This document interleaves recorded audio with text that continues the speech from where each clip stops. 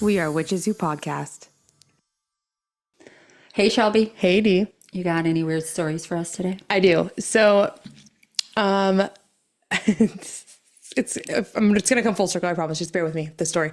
So, my husband's brother passed away years ago now, and I've always joked he's haunted my house, right? And I've always felt him around. Well, his birthday was just recently, and my mother-in-law texted me the other day, and she goes, I had this horrible, horrible dream that Devin was there, and it was like he was trying to tell me, it was like he was in recovery, and he was trying to say that he was like tired of being, an addict. He's tired of all these things. Like, I just want to be better now. I'm better now, and all these things. And she said it was weird because he was in a car with their 3 dogs that had passed away. Like, and it was all the dogs that that had passed on already. Like, it was so strange. And I was like, that is so weird. And she's like, I don't know what the heck it means. It's like, he just kept saying like, I'm done. I'm ready. I'm ready. And I'm like, well, it sounds to me that he's been stuck here, like taking care of all of us. And now he's finally ready. Like, he wants, like your permission as his mom to go. Like, that's what it's telling me. And she's like, oh, that's so beautiful. And then she pulls up, like, she does a devotional every morning. And it was right along this, like, letting go of, like, leveling up your next level of healing. Because that was also something I said to her was, like, it sounds like this is your next level of healing. Like, you're starting to enter into this new phase of grief, right? And that's exactly what her devotional said. And then the same day, like, hours later, I'm in Target. And I know this is the story all over the place. Just trust me. I'm in Target and I'm just, pushing my stroller while I'm also toting my cart behind me. It's like I have a whole process when I go to Target. And I turned around like the corner, and I swear to God, I saw Devin, Christian's brother that passed away. I swear he was wearing a bright orange, like, construction shirt, work boots. Like, it was him. Like, it was just the craziest thing. It looked just like him. Like, I couldn't, there was no, I just couldn't even, like, can't even get the words out. Like, it was him. And I was like, and I'm like watching this guy, and he like goes, and I go around the corner, and then, obviously it wasn't him. And I was like, my brain is like processing it as like, that was him kind of thing. And then I got in the car and I just like cried for like 5 minutes. I was like, this is like the craziest thing ever. And then when I got home, this is even crazier. I get home and I open my car door, and on the ground in my garage is a dime. And I have to share that story. I know I've shared it on here before, but just as a recap, years ago when he first passed away, my mother-in-law went and saw a psychic, and she told her that he's going to communicate through dimes. So anytime you see a dime anywhere, it's him like trying to communicate with you. And I was like, just that whole, like, it was all in one day, all one morning, really. And it was just like this weird, like, stream of events. Like, she had this dream and she felt the need to tell me about it. And then I go to Target, and I swear to God, I see him, and then I come home and there's a dime. It's just like, what? Yeah. Like, give me the chills. It really felt like he was trying to say, like, okay, you have to take care of yourself now. Or it was him being like, hey, Shelby, like, you're going to have to take care of my mom now because I'm going. Like, you know what I mean? It was just such a, like, crazy thing to happen all at once. Like, like, I see dimes everywhere. Like, you know what I mean? But it was just everything all at once in the matter of like 4 hours. Like, no joke. Like, it was just like, Oh my gosh, that just gave me the chills. It was wild. Yes. I know. That was a good story. I know. But Dana is so tapped in. She is. She is for sure. Aww. I'm excited. She's going to be here soon, but. I know. I can't wait to hang out with her too. She's lovely. I love her. Well, hello everyone. I'm Dee. And I'm Shelby. And we are Witches Who Podcast. And we are so excited for today because we have a special guest, and we're going to talk about a subject that I think lately a lot more people are talking about it, but it's been around forever. And we finally got like an expert to tell us all the things about it. Wait. So we are going to welcome Arlene Salcedo. Hi, Arlene. So I'm going to go through her bio.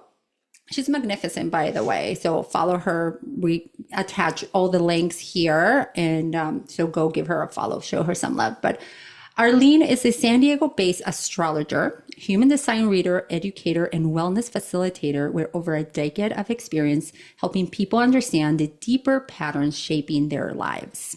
She is the founder of Luna Soul Wellness LLC, and has been reading human design and astrology charts since 2017. With 500 plus client readings under her belt, Arlene teaches human design through her certification program, creating a new generation of practitioners who can take this work into their own communities with depth and integrity. Beyond the chart, Arlene is a trauma-informed breathwork facilitator, yoga guide, and Ayurveda-informed wellness practitioner. Her approach weaves together these modalities to support the nervous system healing, embody self-awareness, and real grounded transformation. She doesn't just teach the theory; she creates spaces where people can actually feel it. I love that. Arlene also founded the Poderosas movement, which is a nonprofit dedicated to supporting BIPOC women in wellness through scholarships and grants, bringing healing into communities that deserve access to it. Her work lives at the intersection of ancient wisdom, modern wellness, and lived Latina experience. Whether she's breaking down your birth chart, guiding you through a breathwork journey, or teaching you how your human design energy type actually works in real life, the invitation is always the same. Come back to yourself with more clarity and less force. Welcome, Arlene. Thank you for being here. What a bio. I know. That was like a lifetime series. Well, it's incredible to have you here. So just a little background. I met Arlene, I think, maybe 2 or 4 years ago. Yeah. At on a Latina event, and we kind of like stayed connected. And we recently met again at another event, and I was like, oh my gosh, you do human design. We have a podcast. We have to have you, because I see her often online. And you know how we have like those friends and colleagues that we may not talk to them all the time, but we're watching their stuff all the time and giving them love and all the things. Yeah. Yes. Yeah. So I'm always like, oh my gosh, she's doing another event. This is great. And then I learned that some of my colleagues, actually, who are therapists, have hired her to facilitate some of some workshops with them as well. So I'm like, oh, this is wonderful. Of course, she's super tapped in. Everybody loves her. And we were talking about human design, and she agreed to be on the podcast. And I'm like, okay, human design and astrology. So first of all, I want to ask you, Arlene, why even astrology and human design? What sparked in you that you're like, this is what I want to do? Right. I would say the Pandora's box opened when I took a yoga teacher training back in, I don't know, I can't remember what year it was, but it was a little before I found human design. And I had always been into astrology, but I was like the sun sign girly. My first tattoo was my zodiac sign. I'm a Virgo. And so I would always read like the magazines. Like when my mom would have me in the grocery store for like an hour shopping, I would just like go grab the magazine and like go to Cosmo section and read on all the Scorpio or all the zodiac signs. So I was just always interested. And then long story short, years later, I ended up in doing a yoga teacher training. And then, they do talk about astrology. They talk about Ayurveda. And then I was listening to like these spiritual podcasts, and because I was in my personal development years, like the mid 30s. So I was like, And so I was listening to this podcast, and that's how I heard about it. And then it just intrigued me because it talked about the chakra system. It talked about, which I was kind of learning with yoga teacher training. And then it talked about astrology, and I was like, So then I went online. I think there was like one website that spit out your chart. So I like got my chart, and then I looked at it, and then I just started going on a dumpster dive on Google. Anything that I can find, books. There wasn't much out. This was like back in maybe 2016. So then I was just like piecemealing everything together, listening to podcasts if there was any out there. And then something was just like, Arlene, just start like just read people, like see how you can take in that information.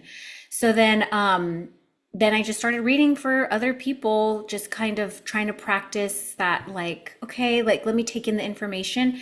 And then astrology kind of blew through too. It opened up at the same time. So that's kind of how I got started. But I think initially what drew me to spirituality at its core was in my 20s. So I had a lot of trauma go on, like deep-seated trauma happening to me from childhood into my early 20s. And then in my 30s is when life kind of calmed down. And I was like, okay, like I read a lot of personal development books like Oprah and like listening to Oprah and her soul, whatever that was called back in the day, Eckhart Tolle, like all those top personal development books. But I was like, there's something deeper. I did go to church, I was going to Bible study, and I was like, I don't know though. And then when I found and stumbled upon like yoga, Ayurveda, human design, astrology, I was like, this is my jam. This is my religion. And then, yeah, then I made a business. I love that. Yes. And how about human design? Like more like the blue, because I know, can you explain to us Like the differences, I guess, between astrology yeah. and human design. Okay. Yeah, like what even is human design for those that have no idea? Right. So human design is made up of 5 modalities. So it has the Ayurveda chakra system, which comes from yogic philosophy. So if you participate in yoga, you participate in Ayurveda, and then usually study about the chakras. And then it has astrology in it. And those are like my 2 besties, right? And I was like, oh, this is great. And then there's the I Ching, which is when you look at your human design chart, you'll see all these numbers on the side and these columns. That's the I Ching. So the chakras are the actual shapes that are in the center of the chart. And then if you look at a human design chart, you can go to my website and pull it up. I have a one in there. You can put all your birth chart information. Okay. But then there'll be columns. There'll be black columns and a red column. That's where the I Ching comes from. And there's like numbers like 20, 15, whatever, right? Those are gene keys. Those come from a genetic ancient coding from Chinese philosophy that's been thousands and thousands of years old. It's as old as Ayurveda, it's as old as astrology, but it's all about your genes and your DNA. So this is before they even knew about DNA. They would have certain genes, codes or whatever, and those align to that, and they all have a theme. Then the next philosophy is the Kabbalah. So when you look at a human design body graph chart, there's like a human looking thing in it. That is the Kabbalah. That's the tree of life. If you're interested, if you're like, well, what the heck is Kabbalah? Tarot comes from Kabbalah. And then the last one would be quantum physics. So it's just like the aura, the energetics, kind of similar to like Reiki. You work with the aura, right? You work with healing white light, invisible light in a sense. And so that's where human design comes with that. So pretty much it's 5 modalities smashed into one. And this guy named Ra Uru, I don't know what he was doing in Ibiza, but he was doing something, and he downloaded all of this in the 90s. And so he came up and really meshed up all of these 5 modalities and turned it into one, which is human design. So I think the reason why when I first started learning about human design and why it was able to click was because I was already learning about, the Ayurveda system. I was already into astrology. I just didn't know how to read the charts yet, but I already knew sun, moon, rising, all that fun stuff. And then I actually dove deeper into the Ayurveda system, and I studied Ayurveda exclusively for 2 years. So just knowing a little bit of background of each and every individual one, and even tarot, I've dove into that too. It really did help me bring everything all together. And I was like, why like piece myself into 5 different people when human design just has it all? And I can just say, I'm a human design reader, but technically I'm looking at your astrology chart. I'm looking at the chakras. I have the backgrounds of all the things. So that's why it was easier for me to kind of bring human design as the forefront into my business, and call myself a human design reader, and then obviously teach it and do a certification. Wow. It's fascinating. It was fascinating. So I remember, because I don't know much about it, but I remember hearing about it a few years ago, and I had discovered that I was a manifestor generator. And then I was working with a coach, and she is like, hey, what are you in human design? And I was like, oh, I know I'm a manifestor generator. And she's not a certified human design, but she knew way more than I did. And then she's like, what's your number? I'm like, wait, there's numbers? What is this? So she sent me like a link, just a website. And turns out that I'm like a 3-6, 39. Man, I can't remember now. You're probably a 3-6. 3-6. Yeah, She's lying. There is no line. You're a 3-6. So I, and when I read that part, because let me tell you, you know, and everybody watching, when you look at this human shard Yeah, looking it's the very overwhelming. tree, Yeah. and then there's these gates Yeah. and genes, like I'm like, I feel so overwhelmed. That's where someone like Arlene can come in and be like, Yeah. hey, let's clean this up. But when I read the numbers, I was like, holy moly, like this is me. This is me. Certain parts, I'm like, "Oh, I don't want to be this person. Yeah. I want a I different want to number. reject this. I want to Yeah. reject this. Yeah. But funny story, maybe about 2 or 3 months ago, we have here in Fallbrook, we have a really cool community, and we have a book club of all women. And one of our friends is doing the deep dive into human design right now. She got all the books and she's just like learning. And she told us about like this app. And I went and got the app, and you can kind of see what other people are, which is great. But again, how do we use it, right? But my husband, before that, I was telling my husband, I just on Google, right, and open up one, and he's a generator, and I can't remember what his numbers were, and I was reading them to him. He's like, let me just read that. So, you know, we're outside just enjoying the day, and he reads it, and he's more woo now. I think he's going through his spiritual awakening as well. But he suddenly said, holy moly, this is me to the T. And I was like, yes, Yeah. see, there's like, if we know like human design, how can it help us if we really understood it, Arlene? How can that support us? Because I feel like that's where we all get like, I want to learn no more, but I have no, like for me, I'm like, I have no way to start. I need to book a session for you with you to Yeah, like how do you dissect it, like learn about it? Cool. Like I'll read about it all day long for sure, but it's like, how do you actually integrate this information? Like, what do you do with it? Right. Yeah. Yeah. A big part of my readings really started to turn in for the past couple of years into embodiment because, you know, I didn't want to just give a reading and then it's like, okay, bye. And then they're like, but what do I do? So I try to give a lot of steps and tools when we are doing the reading, and plus, you know, like a guide afterward to really help you really like embody your chart. But the best way that I can say what human design is for everybody individually, and even if like you said you were looking at your husband's chart, it's their user's manual. It's like you need a manual to drive your car, right? It has all these gears and all the things, and you need to know when it needs a tune up, and you know, you can't just take it to any car dealership. It needs a certain one and blah blah blah, right? And human design is a lot with electromagnetics. There's a lot of mechanics. Like if you think about electricity plugging in, like, so whatever you have white in your chart, you are always looking to be plugged into the other person that has the other half that is colored in. So if you see a lot of white in your chart, a lot of people are like, oh my God, I don't have that. And it's like, no, you do. You'll just have it with when you're next to somebody else, you're borrowing that other person's user's manual too, right? So another way that I like to tell people to look at human design is we are so focused on our body, on doing what our body wants, getting through the day, almost sometimes even in a mundane way, right? Where with human design, it gives you the reality of your soul. And it's like, wait a minute, everybody has a soul purpose. In human design, it's called your incarnation cross. There's 192 different incarnation crosses, but we all have a theme. Right. There's all a theme of them. And even if you have the same cross as somebody else, incarnation cross, there's still going to be a little tweak in that user's manual that's going to be completely different than the other one, right? So so basically it's understanding that your body is the vessel, that you're just here, it's the outside of the car, and the inside is the soul. And that's where you want the key to the user's manual to actually drive the car. So I personally have a Tesla, and this was before everybody hated Elon Musk, okay? And I can't return it, so it's here with me. But you know how Teslas can drive themselves. So it's like you can either be the car that lets the just drives automatically, right? You still have the body in it, but it's still on automatic. It's still going. That's only using one side of your chart. That's the black side of your chart. If you look at your human design chart, you'll notice there's red and black all over it. So the black side is the conscious side. That's the body side.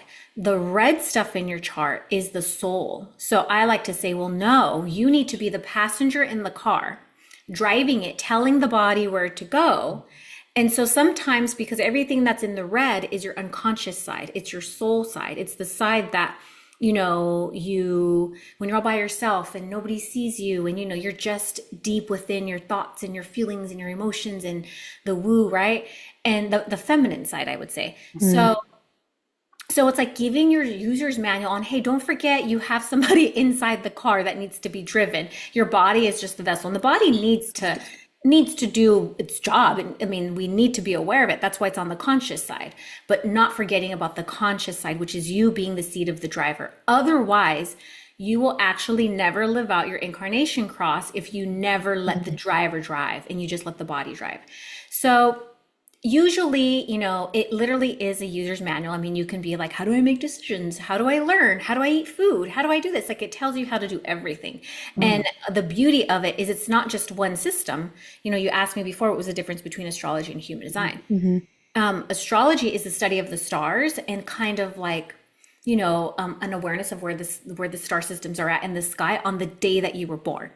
So it's a snapshot, a frozen shot. We froze the sky and there comes your birth chart. So all the planets were there. This was that was over here. But with human design, we still do the same thing. We still take your birth time, but we give you another birth time, which is 3 months before you were born. And that's your soul's birthday.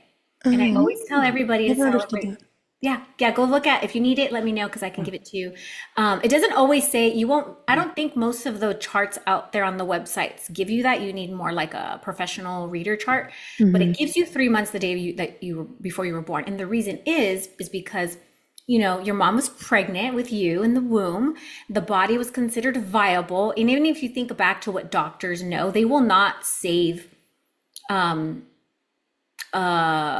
child in utero unless it's at least 6 months old, unless you hit the 6 week or the 6 month mark, right? If you do not, then it's kind of, unfortunately, not survivable if it's born at that point, and they won't even save the baby. But if it's up to 6 months, up to 24 weeks, they will, because now it's considered a viable baby, a viable fetus. So then you have the soul, according to human design, that drops into this fetus, right, into now this fully formed body, and it has the potential to actually thrive. Then that has its own signature birthday. Then the day that you were born, you took your first breath, and that your birth time is so important, by the way, with human design. A lot can change if you don't have the correct birth time. But the moment you took your first breath in that time, that's when everything in the black side on the chart got activated. So those 2 dates smashed up and created your incarnation cross. So that's like one way of we're all here to live to that potential of our incarnation cross, but we need to know all the other ways to do it, right? We can't just be born and be like, oh, like mine is the vessel of love. I wasn't born being like, I'm the vessel of love and I know everything. And certain gates are so important because they really highlight that.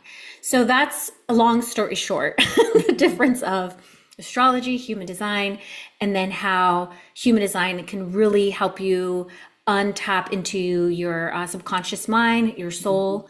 And then also decondition is the best thing that I love. I mean, if you have therapy background, right, that's all you're always trying to do is decondition, right? Bring people back to their parasympathetic state and all this fun stuff.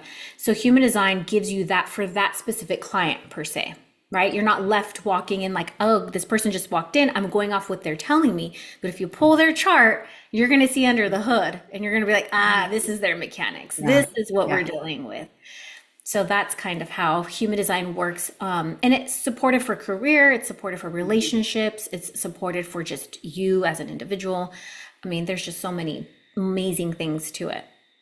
Jeez, that was so many much. moving parts. I know. Yeah. So you talked earlier, just so we go deeper into this, about the genes, right? And there's the black side and the red side. But now you mentioned the gates, and the gates. My understanding, and then please fill all the blanks. So it's like the people you attract or what you're connected to when they're open, because somebody told me you have certain gates open, and I'm like, oh my gosh, how do you close them? Like, I'm thinking like like a faucet running. It's like, how do you? It's like, no, and I'm like, okay, I don't know. After that, it's like you don't close them, and that was it. And I'm like, oh, and then somebody mentioned, like, am I leaking? I know. So it's like people you attract or you connect or you kind of resemble. And I remember they said this is when you meet sometimes somebody and it's like, oh my gosh, we like known each other forever, and because they resonate with you. We should So do a compatibility chart like us two. I See what happens. know we should, but Well, if you came to my retreat, I'm just kidding. Oh yeah, talk about it. When's that? oh gosh, okay. But so with that, what are these gates? What do they Yeah. refer? Mhm. So gates are they are the flavors that are going to give the energy centers known as the chakras a little bit of juice to them. So for example, because since I know my chart and I haven't peeked at yours, but if not, I wouldn't share. You guys should have given me your chart. So for example, I have gate 46. That's my sun gate. That's the first gate that's at the top of the chart on the black side. That's the conscious side. That's the most important gate, to be honest, that most people should really try to know, study, and embody, because that kind of does unlock their incarnation cross. It unlocks most of their chart for the most part. So mine is gate 46, which is located in the center of the body graph, and it's called the G center. And the gate that is opposite of that is gate 29. So I have gate 46 just by myself, but then when I'm connected to somebody that has gate 29, I'm a full channel. And whenever you have channels in your chart, and you'll know if you have a channel because it's one gate that's connecting to the opposite gate, and you'll see it fully colored in. Then that's when you have, I like to call it pixie dust, because that's when you have your gift. Like you came into this world and into this realm, into this beautiful Panchamama with both gates activated in your chart. And so when you, those are gifts, because you don't need anybody else to fill in the other half. And when you just have the gate, that means that you're always calling in somebody to fill in that half, because everybody wants to express their gates as a channel.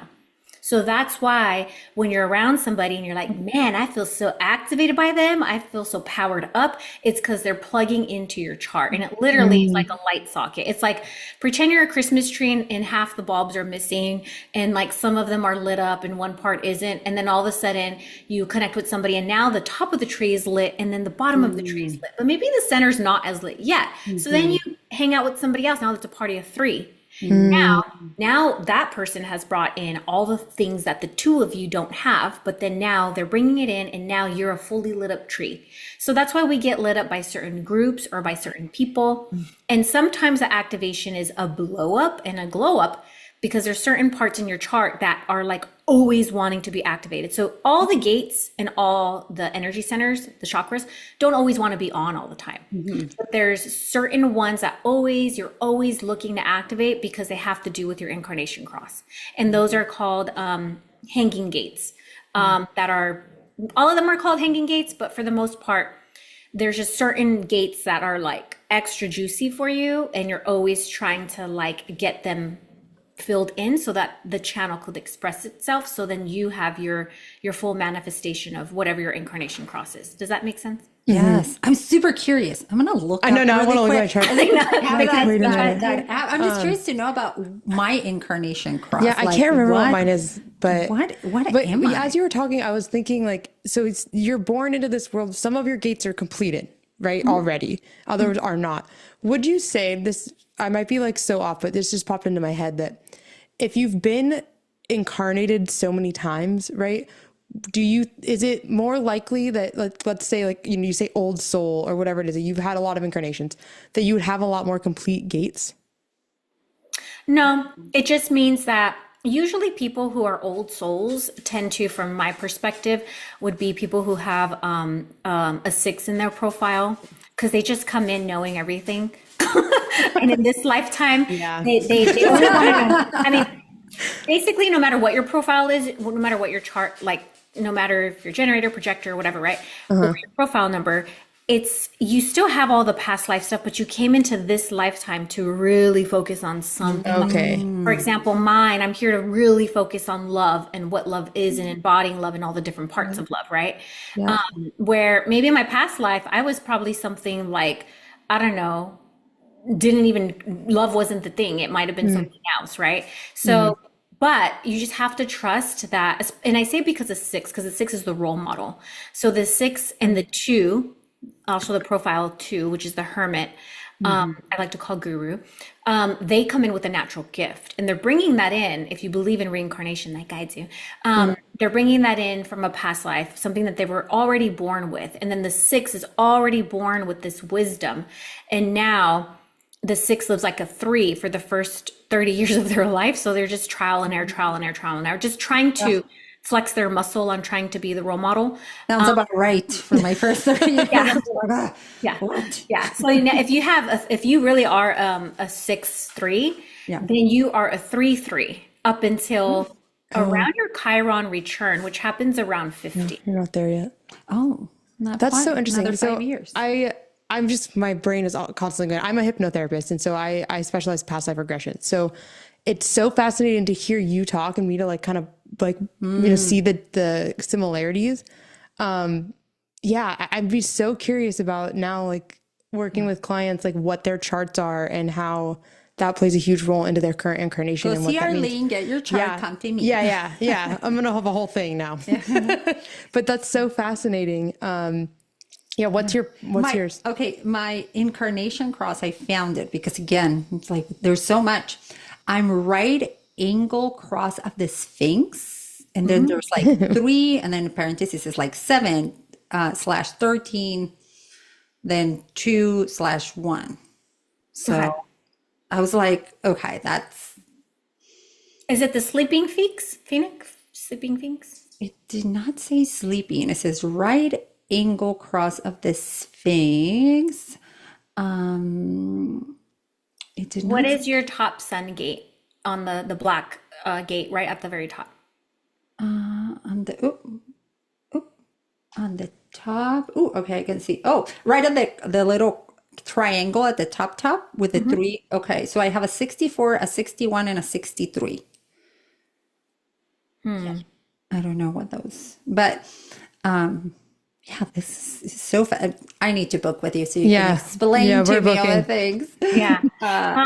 But if you are the Phoenix incarnation cross, just in a nutshell, you are here to basically the Sphinx. Or do you say Phoenix? I'm sorry. Do you say Phoenix or Sphinx? Oh, Sphinx. Sphinx. Yeah. The rise of the Sphinx. Yeah.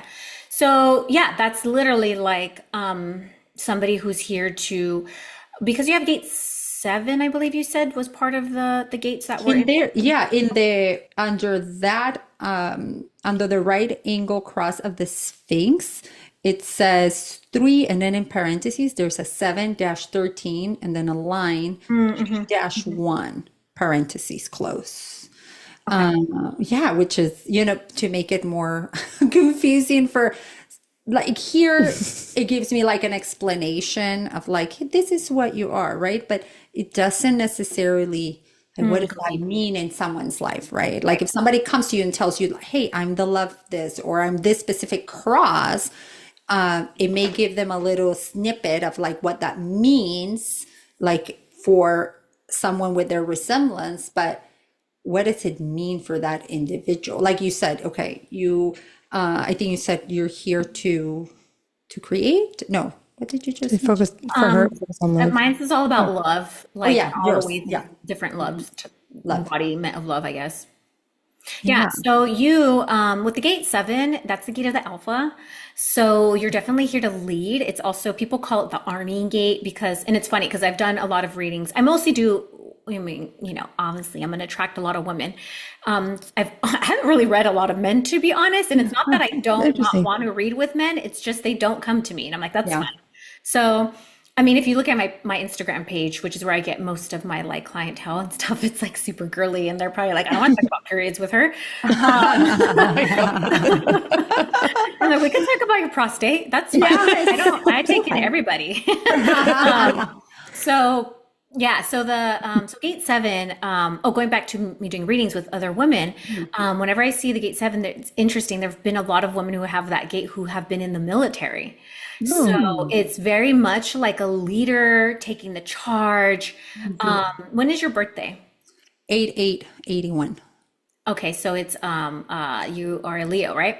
I'm we were born in the same year. So I kind of know your astrology chart too a little bit. What did I just do? Like what I I just don't know. Apparently, when you tap phones together, something happens. Oh, Oh, you sends you probably something. shared. But you can, just so you know, I don't know you what can happened. do yours here. Just put in your Oh stuff my and it'll add God. you and just create yours. I So went on Jovian Archive no, and no, created go on mine. that app. I already paid for it. It's like it's paid Oh for. yeah, put all your stuff in. Perfect. Here Yeah. we go. No, but yeah, so that's why again, learning, I love how you said that about astrology of being that snapshot. Like you're born and they just took like a picture of everything. Like the sun was here, this, this star was here, that planet was doing here, this was in retrograde, and that talks just about one part. But I love how human design has those 5 different ways to go through your manual and Mhm. explain every single thing. And I think that's what a lot, even of our listeners, and when we've been on the community, everybody needs, tell me how, teach me how to drive because Mhm. we're so conditioned to just go, go, go. We get so Mm. conditioned by society of like, okay, you're at the job and everything becomes routine. Not that routine is not good, right? Routine is, it's good at times, but there's no real meaning sometimes behind us because it's like, well, I'm just here to, yeah, work, have kids, maybe get a vacation, and that is it. But I feel like if you really learn how to drive your vehicle, there will be so much more fulfillment. Hmm. And I think that's what human design, if we really dive in fully, it gives us. It gives Mhm. us the keys and the tools and exactly on how to like unlock that fulfillment in your life, even when you're feeling like everything sucks right now. Isn't that what we all want to? We're all like, as humans, we're just hardwired to search for purpose, right? And I Mhm. think like, why would we not use our tools? You know what I mean? Right. Oh, there, you did And it. it I Yeah, was I just did like, do it. your thing. I did it. it gives you the permission to be who you always knew you were. Mhm. I love Like for example, I'm a projector and you guys, well, I don't know what your energy type is, Shelby, but I'm a Manny Jenny. okay, We're both of you both can make sense. managing. Okay. So you have your sacral defined. I don't. Okay. That's the biggest difference between the two of you and I, right? Mhm. Where I don't. So you guys have consistent 24/7 energy. You're always on. Your aura is sparkly and like pixie dust, especially when you're lit up and you're in your jam. Like it actually magnetizes and gets even Totally. bigger. Okay, well, my aura isn't that. It's just nothing. That's just nothing. It's No, just it cannot What be does that nothing. mean? it's just Yeah. there. No, I do. Everybody has Yeah. an aura, but like the projector aura isn't, it's not like radiating 6 feet because that's what your aura is, radiates 6 feet. Oh, People okay. can literally like walk, before you walk in a room, people could probably be like, oh, she's here, Hmm. right? Or Mhm. he's Okay. here. I walk into the room, nobody will notice unless I'm recognized, Unless you right? project. Unless I project. My aura is more of a probing aura versus Mhm. Interesting. big bubble of an aura. I don't have a bubble of an aura that people could tangibly feel. Mhm. So for me, I've always picked up on that since I was younger. So imagine you have most of the world is a generator or manifesting generator. So 75% of the world has a sparkly aura that's radiating all around them. And you Mm. have 22%, which is me, the projector, 8% manifestors, and then reflectors. So there's 3 other energy types that don't Mhm. have the sparkly aura. Their auras are a little bit different. So if I'm around 70% of my friends or in high school or even in adulthood are sparkly pixie dust, they're going Mm. to get recognized right by each other because people could just Hmm. feel them more. It's all an aura thing. So me in my like, let's say 20s or even my high school years, when you're wanting to get recognized, right? Because your ego is out. I'm like, how come nobody wants to play with me? How come Yeah. nobody recognizes me? But Now now you're feeling that I invisible. learned about human design and I learned I'm a projector, I don't have an aura. Oh, I don't need to take it personal. It's just Mm. an aura thing. It's a mechanics thing.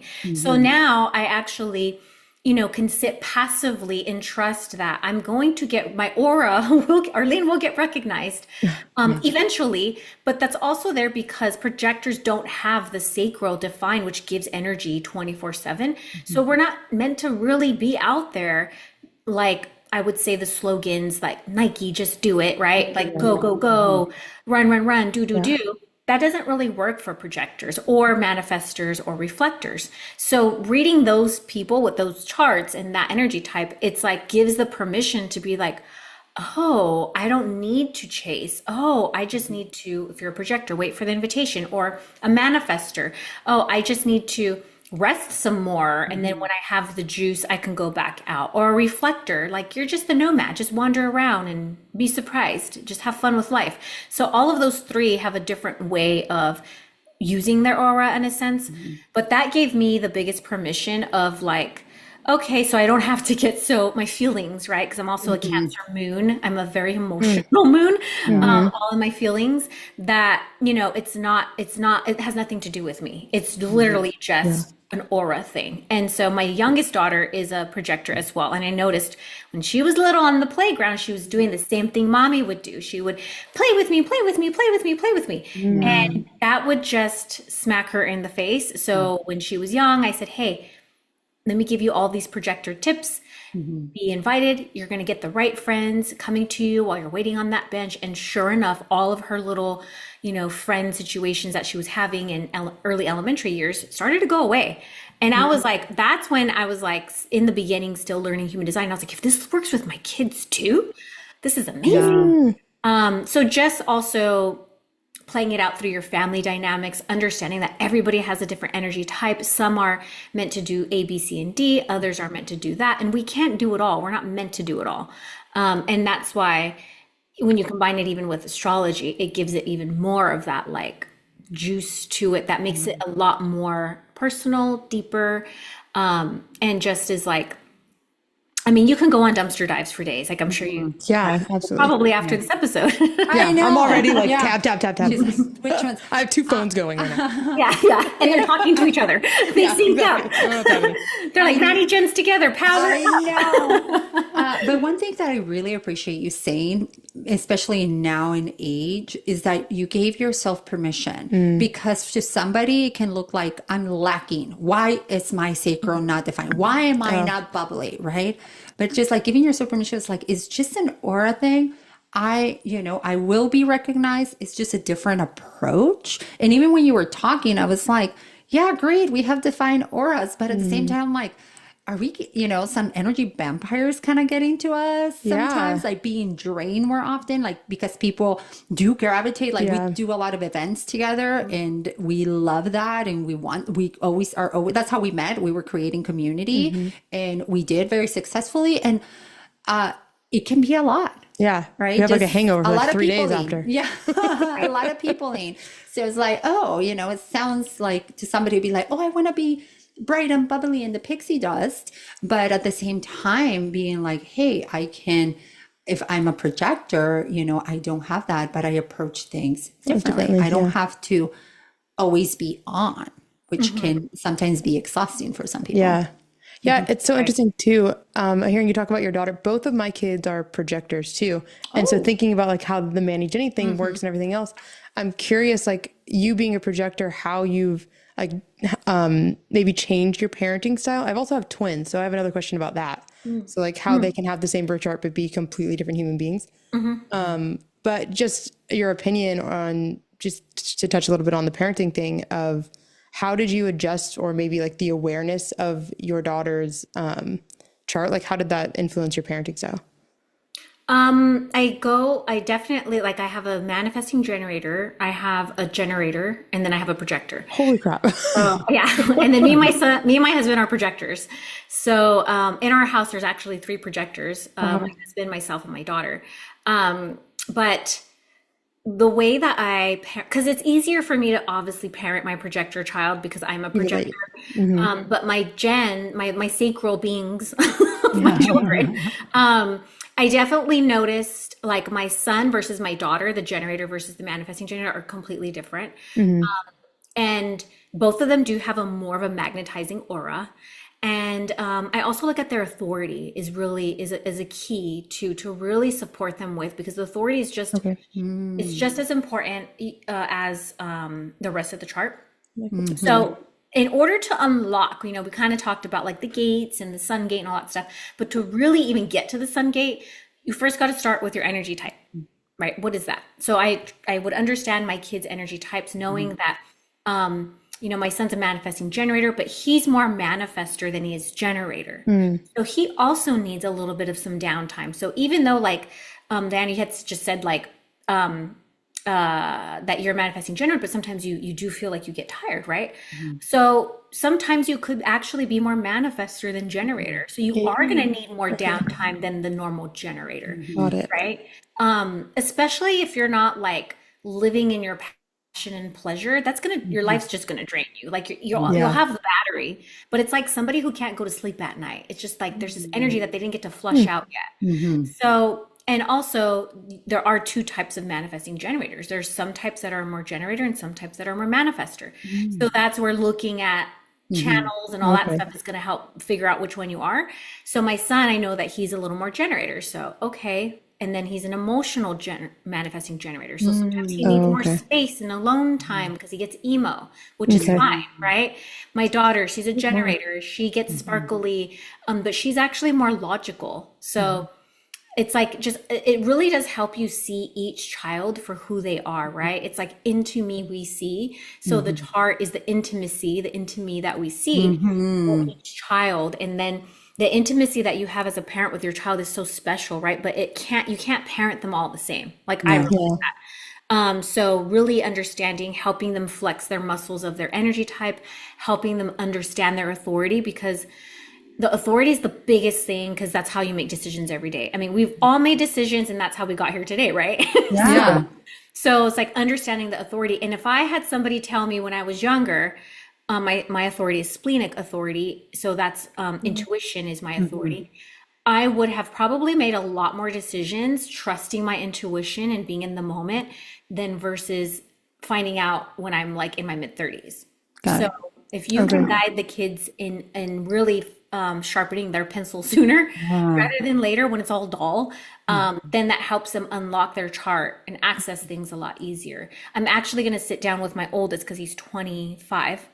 And we're going to have a coffee date for his birthday. He turns 25 next month. And I always tell my kids about their chart, but of course I'm their mom. I'm also, as a projector parent, you need to be invited by your kids, which is really annoying to give advice.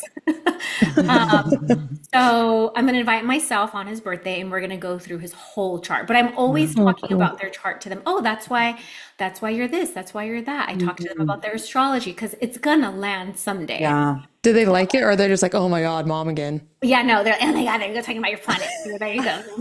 They just think it's a funny thing, but I know that they listen. I know that they actually do listen. Because when they're in there, like, when you have a kid and they have issues with friends or relationships or school or learning, they do come to you and they're like, Mom, and they start talking. That's when I'm like, ooh.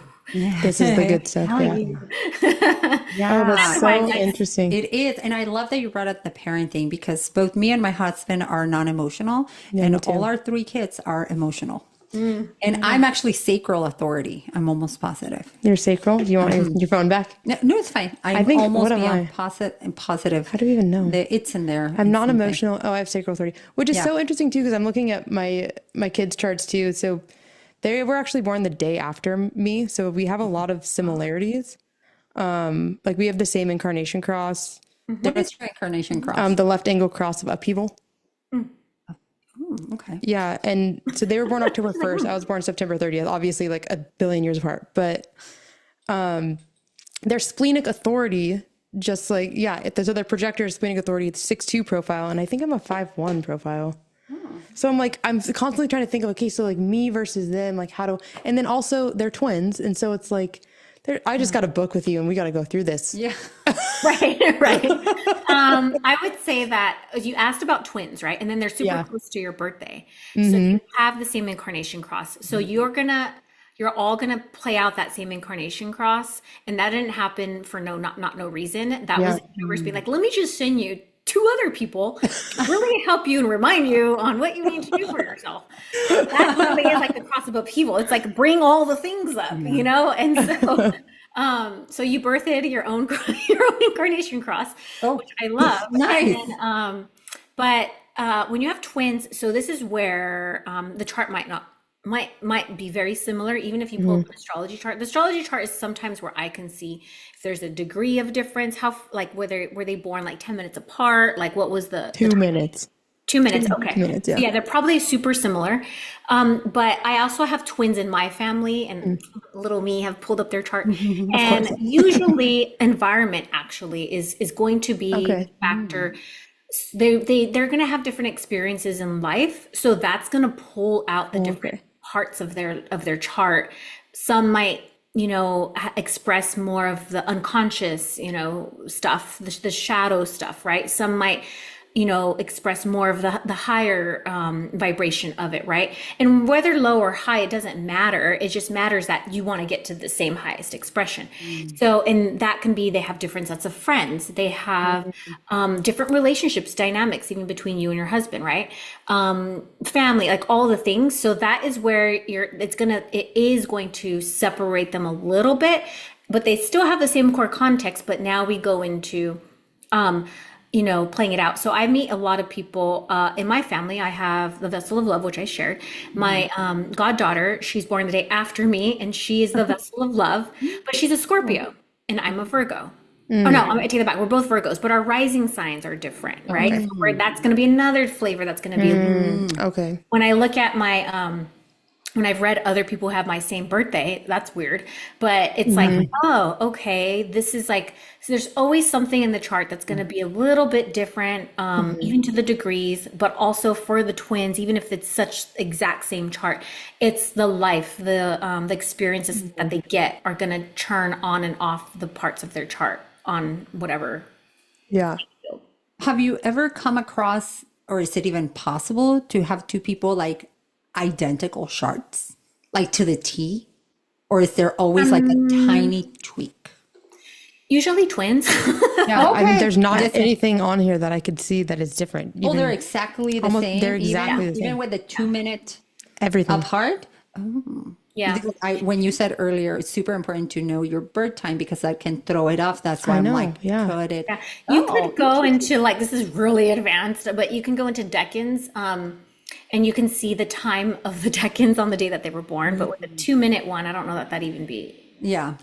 So yeah. close. So Wow. it would just basically be nurture and environment, nature, all that stuff. And also too, like, even though they're twins, like everybody does have, this is what I love about Ayurveda as well, is Ayurveda, we all have our own set constitution. That doesn't matter about birth time. Yeah. It could be a little more Vata Pitta, Pitta Kapha, whatever. So they're going to come in with their own DNA of expressions of how they want. Maybe one's a little more creative, one's a little more logical. Like they're going to have different expressions, and that's where they're going to express the gates different. They're going to express the chakras different because they do come in with their own personality. As you can see, you're their mom. Totally. Right? I'm sure they have their own different personality. So that's how they're gonna express the incarnation cross in the long run, and their energy type, their authority, all that stuff. You're just there to really provide the container so that they can be expressed in the highest expression.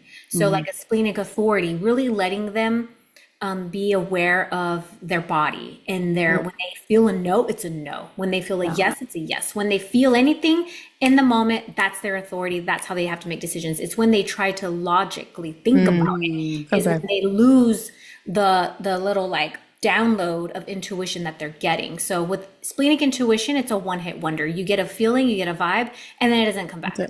That's it. So they have to trust being in the moment. Yeah. And for you too, if you're both sacral, yours is very similar, but it's in the body, it's in the gut. Yeah. Yeah. I definitely feel that. Yeah. Yeah. Oh, that's so interesting. Yeah. I would have never been able to make that designation between those two. I know. Oh, you are just a vast like library. I want to ask so many questions, but I want to respect your time. I know, you're fine. I love doing this. So I'm like, I'm in my realm. Yeah. I'm What pretty gate is activated right now? Oh, I know. Yeah, I'm just like, oh my gosh, yes, need to book immediately. So like for our listeners, your website, can they go there and get a chart? Yeah, where do they start? Where do they start? Yes. Where would you send them? Yeah, I mean, I don't have the advanced chart where it's going to tell them about, what was I saying that they needed that advanced chart for? The Dickens? Is that the Oh, the one decades, you yeah. said? Oh, yeah. Or yeah, if they want an astrology, so basically just go to human design or lunasoulwellness.com. And on the first homepage, if they scroll down, they can see two options. They can put their birth chart info in for a human design chart or an astrology chart. I say Oh, get both of them. You might as well. Why not? Because it's Yeah. astrology is in human design. And when people are like, well, where's the astrology at? If you look at the human design chart, there's also glyphs that are on there. Like the okay. first gate on either side is a Oh, circle dot that represents the sun. And then if you go down, the next one is the earth placement. The next one after that is, I think, Mercury or something like, no, north node or south node. So anyways, so that's where the planets come from, like in their human design chart that are associated to their astrology chart. So for example, because I know you were born in 1981, I was born in 1981, you have a Libra stellium in your chart. So I know that Pluto, you probably have Pluto, Saturn, and Jupiter all in Libra. So you have a lot of Libra in your chart. I know that because there's certain placements that stay in certain zodiac signs depending on the year that you were born. And so in your chart, for example, if you look at the glyphs on the side and you see the glyph for Pluto, you see the glyph for Jupiter and the glyph for Saturn, those are all associated with the zodiac sign of Libra. Then I would be like, what's your astrology? Let me pull up what house Oh, I'm wondering rules if I had that. I just curious if I was like, you're like a like wizard. everybody get your phones out.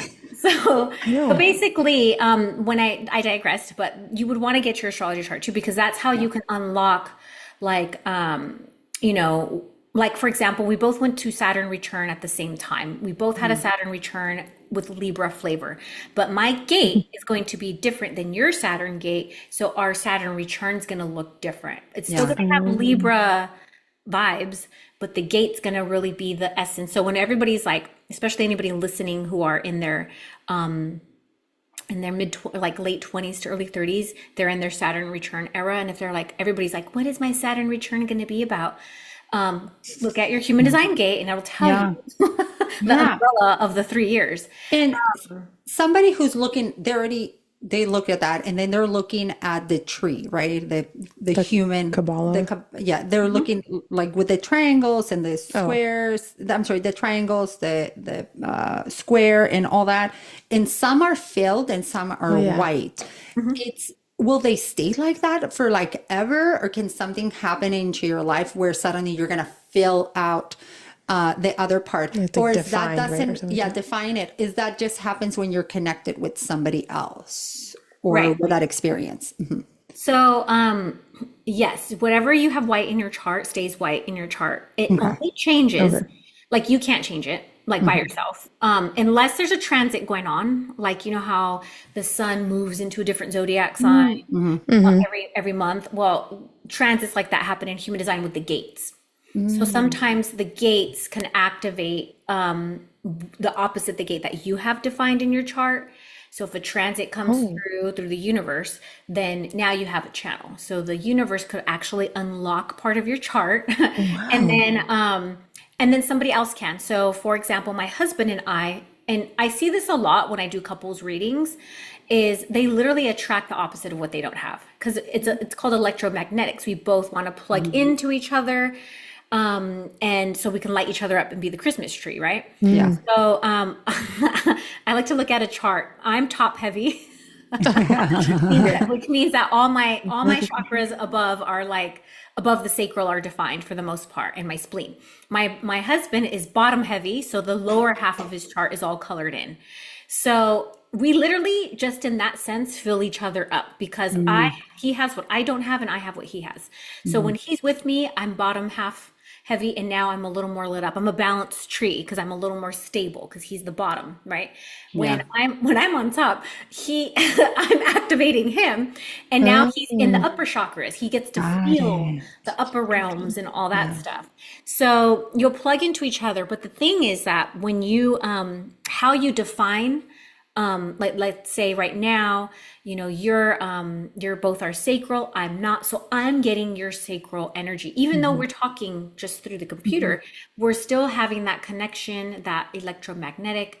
And when I get off of this computer, right, this Zoom call or this meeting or this podcast recording, and I go off into my own world, now I'm still Now I'm releasing your sacral energy. So it takes about 2 hours to 3 hours to release the energy that you've taken in, depending on what you have white and if that person has it defined or not.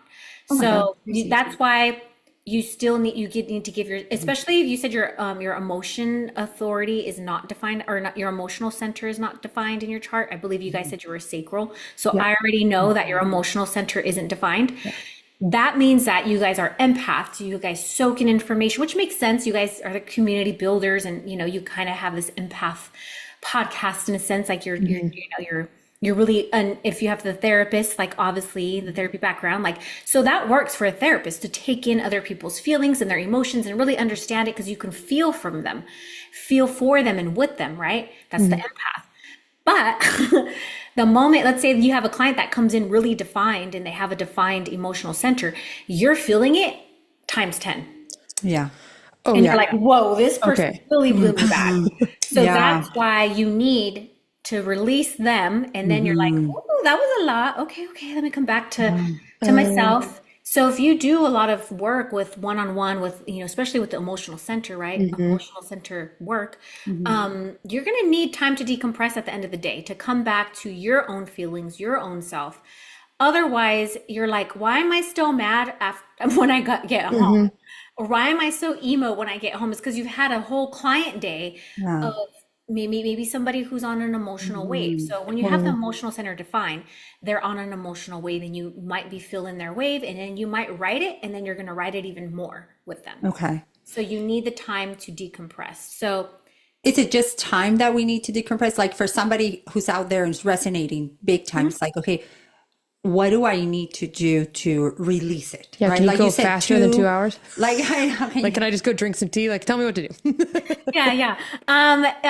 You back, well, this is where it gets a little complicated, because you can use your chart, you can use your environment, which is in your human design chart. And that'll kind of tell you, but a little quick, simple, and I'm assuming, because this is the, witches podcast, right? You have a lot of girlies or even men who might listen that are into crystals, energy work, protection work. So what I recommend is for people to literally carry crystals in their bra, like Ospidian, what is the other one? Tiger's Eye, any of those protection crystals. Okay. Keep them around you, keep them in your office, all that stuff. And then also cleansing your aura. So doing the sage or the Palo Santo, like lavender smudge bundles, whatever, right? Cleanse yourself with that, but do it consciously. Like work with the emotional center in your body, which is in the solar plexus, which would be to the side of your belly, right? So really holding that center, releasing it, bringing that conscious awareness, doing the energy work of calling in protective white light to really help kind of support your aura and all that. So that's like the spiritual work. And then as far as like the physical work, it's like, hey, I'm a person, I like to go to the gym. I'm gonna go to the gym to release that built up stress, or I'm gonna go to yoga class, or I'm gonna do some breath work. Like, That's what I was also thinking. ask your body, what does your body really need to kind of, if you think about, animals are actually reflectors, most animals are. What do they do when they like started barking at another dog? They bark, bark, bark, bark, bark, and then they walk away and they shake themselves off. And then they go to sleep. They go to sleep, right? You're the same like a cat or a dog. You need to go shake yourself off. You're going to see me Time doing this all alone, the time now. time alone, sunbathing like a furry little cat in the sun, right? So, and that looks different for everybody. Yeah. So it's knowing what that is. And if you're so disconnected from that, then it's going to be harder for you to release, the energy that you're bringing in from other people, from just the day-to-day job that you might be at, or going to the grocery store, or like you guys host events, right? It's like, I do the retreat sometimes, which is a lot of people. So I'm like, after a retreat, I already know I have my whole protocol of like, what do I need to do to release my open energy centers, and then also recharge, because I'm a projector, and hibernate and do all the things. And that's why I love human design, because it literally is, even though you're both manifesting generators, you're gonna need different ways of decompressing and the environment in. You guys can be at the same exact event, right? Hosting it, doing the same things, but you're gonna need to decompress in completely different ways. Yeah. Totally. Yeah. Makes sense. Man, this has been incredible. Yeah, I think it will keep you love for it. another 2 hours if we don't stop. So. Yeah. So I want to ask you a question since we are the Witches Who podcast. So what has been your witches magical, the most magical and witchiest out of this world moment that you've ever experienced? Right. I had one that I was going to talk about, but I feel like we'd be here forever. But it has to do with my splenic authority, which was just something devastating really happened to me when I was in my early 20s. And I already knew about it before it even happened. And so I was like, and a lot of things in my life when I was younger, specifically when I was a little girl, I would have these very witchy moments of things that were going to happen, but I was just like, this doesn't make sense. And then, and then in my 20s, I had, a really sad, traumatic thing happen. And I already knew about it when it happened. So when it actually happened, I was like, not shocked at all. I was just like, interesting. I already knew about this. So my brain was already, I guess, preparing me, or the higher selves, the gods, the goddesses were preparing me to already be aware of it. So the shock wasn't so devastating. But I would say recently, I think once I started doing human design readings and astrology readings, and really like tapping in, I want to say around year 2 was when I started to realize that my spleen talks to me, which is, I feel like my readings or any type of reading that I'm doing, whether it's tarot, astrology, human design, or any type I can get access to you, and you give me that permission to kind of get into your aura and into your space, I start getting, it's like my crown chakra opens up, and then all of these messages start coming through. And then the way that I get tell them is I get goosebumps and my hairs on my arms stick up, and I get this whole bodily reaction, like I don't know why, like I feel like, or they'll say something and then all of a sudden it's like a permission slip for me to tell them a message from or what. Like earlier today, I was doing a reading with somebody right before this call, and I started talking about the arrows in her chart. She didn't book a reading for arrows at all. And we were talking about, because they're associated with health and stuff. And I was just, for whatever reason, just going through that. And she was like, wow, I really am going through a lot of stuff right now. Everything that you said, really resonated with me. I really needed to hear that. And I was like, well, I don't even read. This isn't a reading that I would do arrows with. But in my mind, I'm like, literally like, here we go again. Like, so I feel like the readings and things like that are helping me strengthen my clairvoyances when it comes to what I have, the gifts that do come from the spleen, being a splenic authority, I guess. So it's just really helped me tap into the, I don't want to say mediumship, but the psychic abilities that I'm able to have, that I've always had.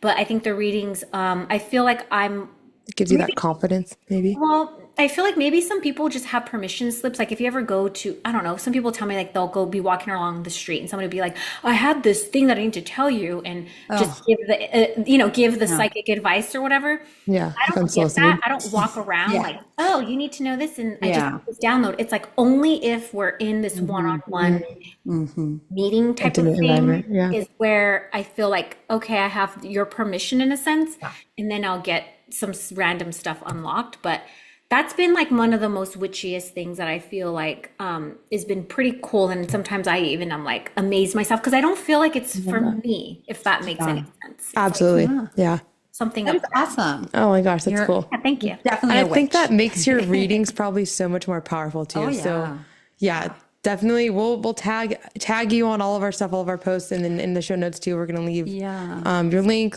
I want to give you a little bit of space. I know we need to sign off to talk about your retreat real quick. So tell us more about your retreat. I believe you mentioned it's in June. Yes, it's on the summer solstice, which another witchy fun fact. Remember I told you that you have a birthday that's 3 months the day before the day that you were born. My birthday happens to be my soul birthday happens to be on the summer solstice. Cool. Oh, how cool. And I was hosting retreats on the summer solstice for years before I even found out that was my soul birthday. I was just always drawn to that weekend. Wow. So once I found out, I was like, I've been throwing myself a soul party like every year. So cool. Soul party, new thing. Write it down. Yes. Right. And so, and the summer solstice is such a special, auspicious weekend anyway. It's a beautiful portal to play with. And that's why I've always loved to play with it. So and I wasn't planning on doing it at this weekend, but the home that I'm using, that was their only availability. So I was like, well, here we go again. It's another birthday Wow. party. It worked out. So that one is specifically going to be based on human design. We're also going to be working with the chakras and Ayurveda philosophy, because the chakras are so entwined into human design that a lot of people don't necessarily know, like they don't know the modality by itself. So we're going to have an Ayurvedic chef come and she's going to cook us yummy Ayurvedic meals. We're going to be doing 2 workshops. So one of them will be learning how to read couples charts. It's not like, oh, let's just look at your centers and ooh, we fill in each other. It's a lot more complicated than that. So you'll be able to leave the retreat knowing how to literally like do a client reading if you wanted to, or family reading, or one-on-one, one-on-one reading with somebody else, by looking at the electromagnetics, the connections, and all that fun stuff. And then we're going to do another workshop that's all about sex, love, and money, because those are some things that come up in my readings with people over the years. So I'm like, well, there are gates that are associated with sex, love, and money. So also it kind of does go with the reading that we're going to be learning about anyway. So I felt that's a great pairing. And then we'll do some sound healing and some breath work that will be human design themed. And then I also want to just do some like little small things, like little small integration things. Like one year I had everybody show up and they had lanyards with their human design chart on them and what their energy type was. And so then they had to ask everybody. So a lot more of like really integrating your chart, because I do feel like the more you speak your chart into existence, the more it will land and you'll remember it. Beautiful home. It'll have a pool. So a lot of it is also to learn. This is a learning. That's why it's called an immersion retreat. But the other parts are just to relax, enjoy the sun, and really dive into your highest, truest self, and really using that portal of the summer solstice. So, yeah, Is I'm this here excited. in San Diego? Or It's here in San Diego. So if you're local to San Diego, you have 2 options. There's for the weekend, you can come Friday, Saturday, leave Sunday.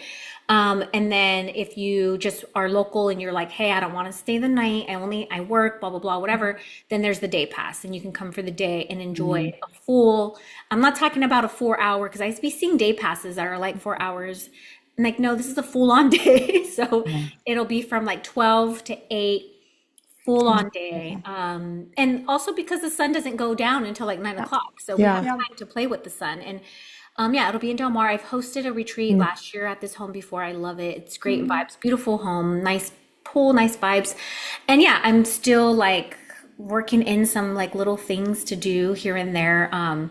And it'll be fun. It'll be very like high vibe. I don't know if men are welcome, but they usually don't book. I will have somebody doing chair massages, and so there'll be other little things like during the downtime for you to do and connect with and play with. So sounds a divine. lot of it is to recharge and just connect with community. As you guys love community, I love community too.